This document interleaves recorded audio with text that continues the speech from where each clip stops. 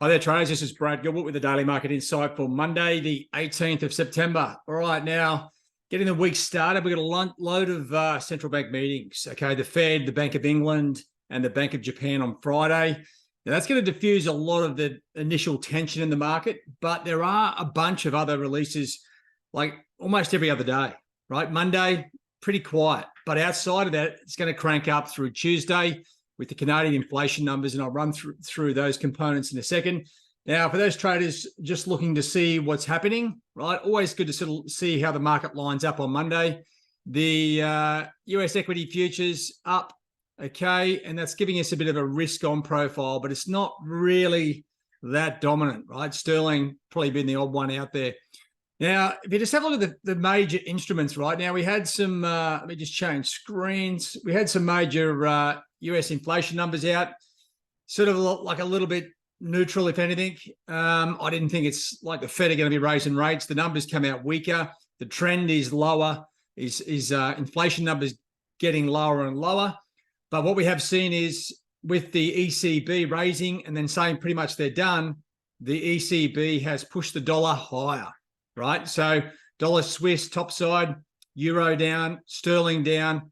The Aussie and Kiwi, which have been struggling, have sort of bucked the trend a little bit, but I mean, they haven't gone far. If anything, it's a slight little correction. Now, short-term wise, dollar CAD heading lower, following oil's price back to above $90. If anything, it's still sideways. Like short-term, it looks down, but when you look at the bigger daily timeframes, it's actually sort of still in an uptrend, but drifting sideways.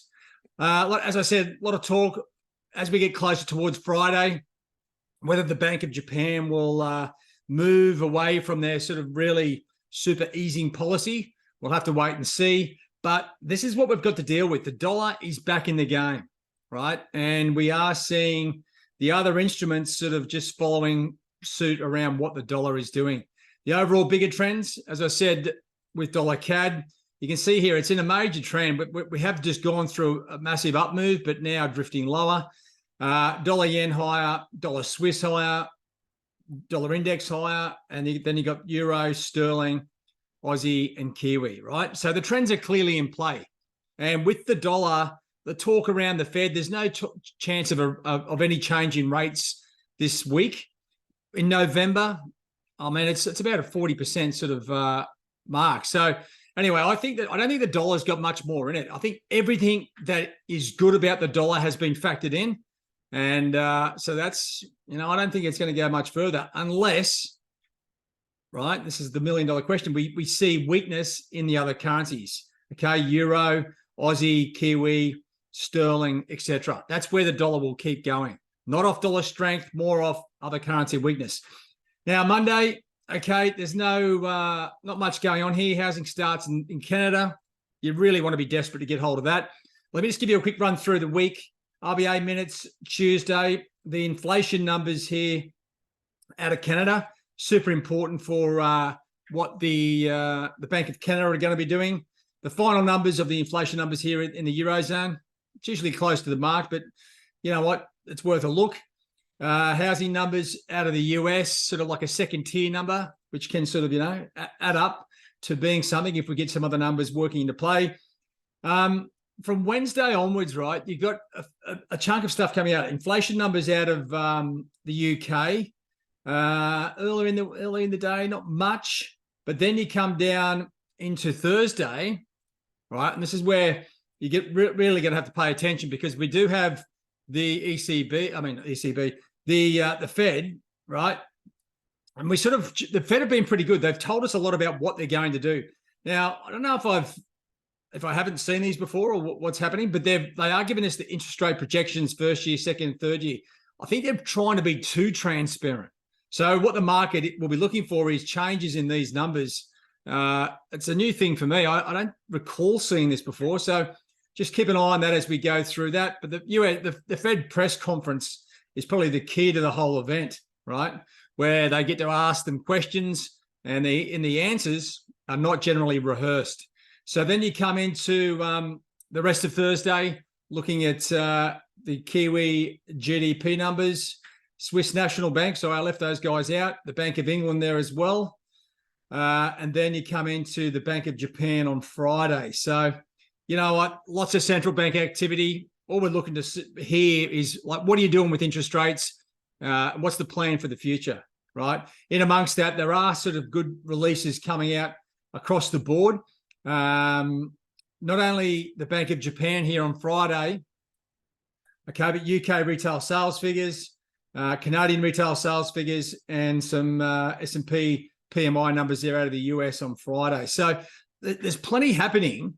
But what we want to do is try and line up what's happening with what's happening across the board here on the major instruments, right? Look for some good technical levels. Monday, it's a great day to redo your charts, find out where the new relevant support and resistance lines are. That's basically what I do Mondays, is have a look what's coming out for the week, readjust my charts to the recent trading activity, and then we can start to plan around where we might see momentum shift, or where we're going to see direction come from, right? And talking about direction, if you have a look, right, I've just got my FX template up here. Just look at the US dollar. It's, well, it's the start of the week. I mean, it's going down against most things here just at the moment, right? As I was saying, I think the dollar is overcooked. I think we'll see some sort of slight correction here. The dollar, generally speaking, here is going down against most instruments, right? So there you have it, folks. There's not much more to do at this point, except, you know, just get yourself prepared for the opportunities that are going to arise this week. And you can't make things work, right? So focus on the data, focus on your charts. And I tell you, when you least expect it, that's when these things will take off. Usually there's so much hype around, say, non-farm payrolls and the CPI numbers. The market works itself up into a frenzy and then it stalls. Now, what we might see this week, okay, we don't have those big numbers, but we do have, you know, some support and resistance levels around to use. So we might see a second tier number, or just a brief comment from one of the central banks. It may change the picture somewhat of what's going on here, right? And that's where the big moves can come. And that's where you get your big paydays, okay? Obviously, the dollar will be in play, all the major pairs with the Fed, interest rate decision, press conference, etc. The BOJ, the Bank of England, and the Swiss National Bank for that matter. So we've got four sort of major, well, we've got lots of major instruments to follow, but, you know, three major central banks, or four, sorry, I should say, the Bank of Japan, Swiss National Bank, the Fed, and obviously the Bank of England. So that's going to be a busy one, right? And I can tell you, trading the releases when there's no expected change is absolutely haphazard. So I would be preparing, like, to manage your performance anxiety. Think about this week is, okay, I'm going to have a look at what the central banks are going to be doing, and then maybe having a look afterwards. It's not a time to sort of jump in and look to trade an interest rate decision when there's no change expected, right? That's it for me, guys. I'll give you more as we go through the week. As I said, things may get a little bit more interesting as we go through the week. All you can do at this stage is focus on the key instruments, right? The treasuries, which have been coming into play, equity indices, and obviously the major currency pairs. That's my focus. All right, guys, have a good week. All the best. Cheerio.